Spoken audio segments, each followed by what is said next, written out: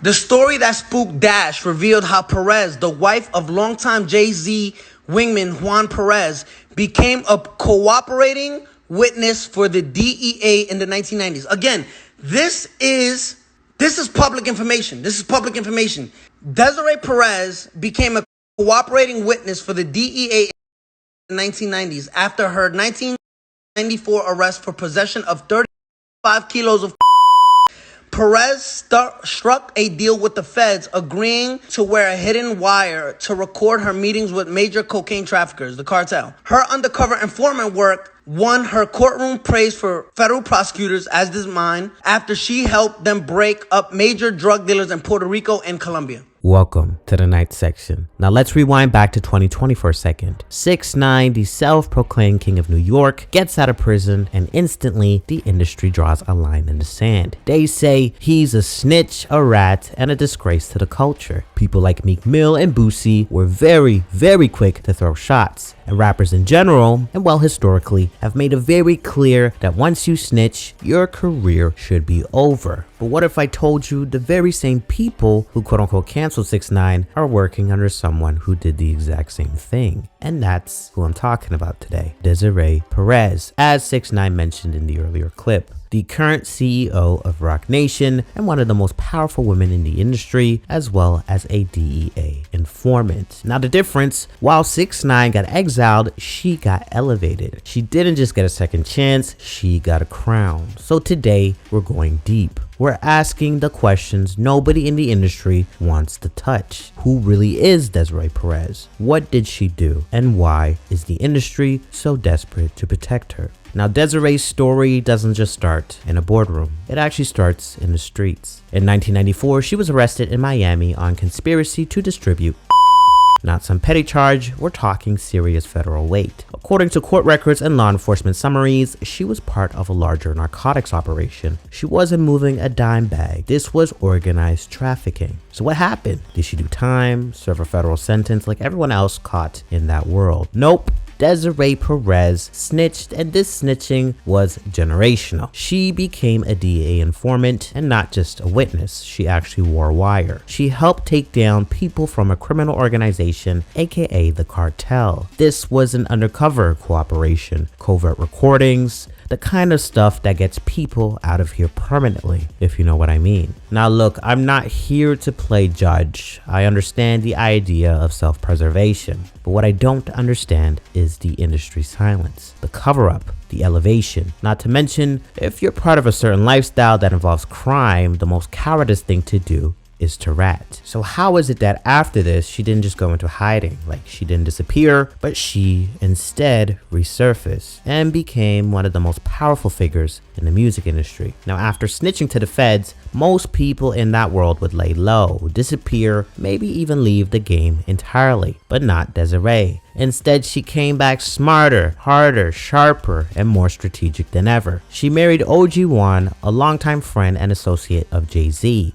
That move alone brought her right into the Rockefeller ecosystem, but she didn't just hang around as a plus one, she fought for her spot. Now, by the time Roc Nation was officially formed in 2008, Desiree was already a key player behind the scenes. Now, she wasn't just attending meetings, she was running them. She became COO in 2009, then CEO. She negotiated multi-million-dollar deals, orchestrated Rihanna's Fenty and Samsung rollout, helped rebrand Meek Mill as a prison reform activist after his sentence, helped pull strings for Roc Nation's NFL partnership, and was even involved in policy work on criminal justice, etc., etc. Now, good for her. I give credit where credit is due, and on paper, it looks like a story of redemption. But here's where things get a little blurry. Why does it seem like no one's ever allowed to talk about how she got here? Unfortunately, that doesn't seem like it's by accident. There's almost this weird militant silence around Desiree in the press, no real interviews, no real exposés, and majority of the time it's just really praise, power moves, and title changes. Her history, the arrest, the wiretaps, the federal cooperation seems to be scrubbed from nearly every official narrative. Now, this is an industry where artists get blackballed for literally speaking their minds.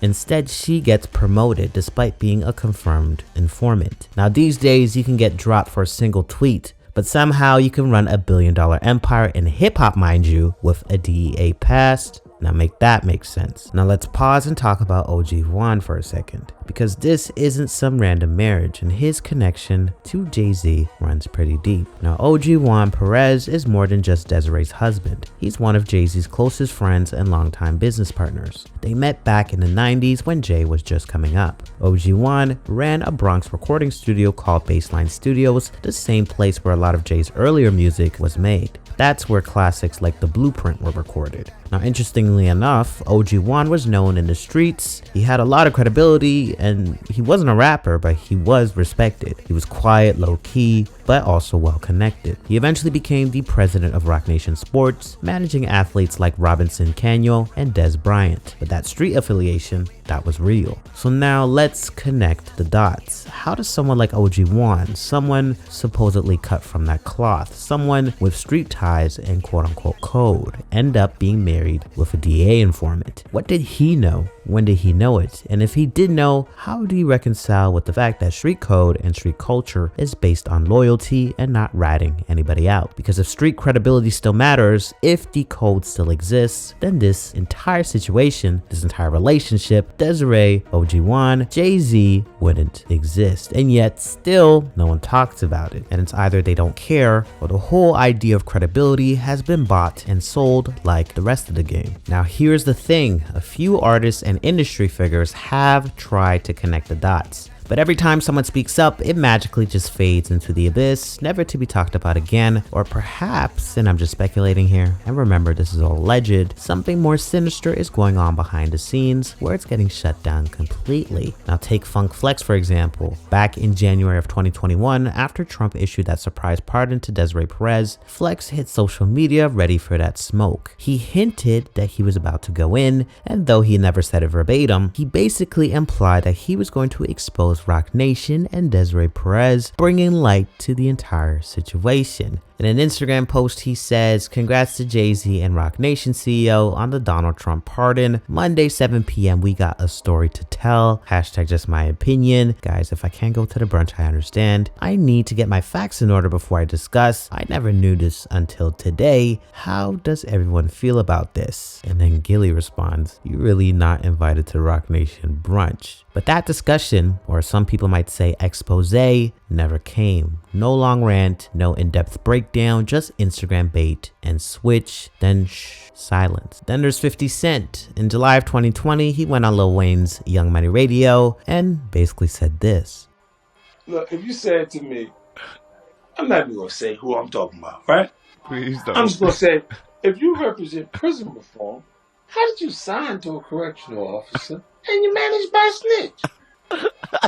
Help me. So you heard it from 50 Cent's mouth, quote, "Help me with this, man. If you represent prison reform, how did you sign to a correctional officer and you managed by a snitch?" Now, he didn't name any names, but everybody knew that that was aimed at Meek Mill being signed to Rick Ross and managed by Roc Nation, aka Desiree Perez. Now, Meek Mill is no longer being managed by Roc Nation as of July 2022, but the point still stands. Then there's 6ix9ine, the only one to really say it out loud, as you guys saw in the earlier clip. Now, that live went viral on Instagram, dragging Meek Mill and the Roc Nation team. He pulled up documents, dropped the name, called Desiree a federal informant in front of 2 million viewers. And his overall message, you can't pick and choose who you call rats, and still crickets. Now, nobody defended Desiree, but nobody denied it either. The industry just ignored it. So now the question is, why can't anyone keep the conversation going? How come every time someone steps to the mic to talk about Desiree's past, they either disappear, it goes away, or they just fall back? Now, this is no coincidence. It's pressure. It's power. Desiree's name in the industry is Teflon, and no rapper wants that actual smoke. But let's talk about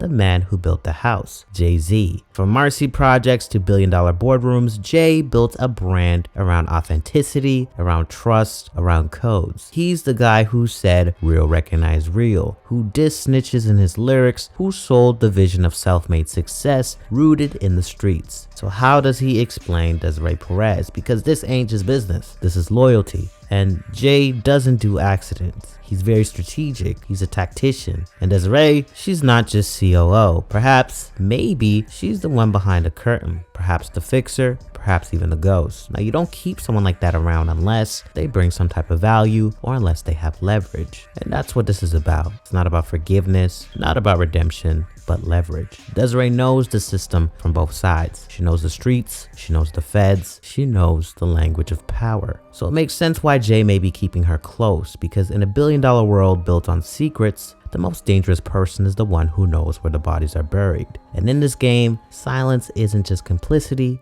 it's currency. Night section.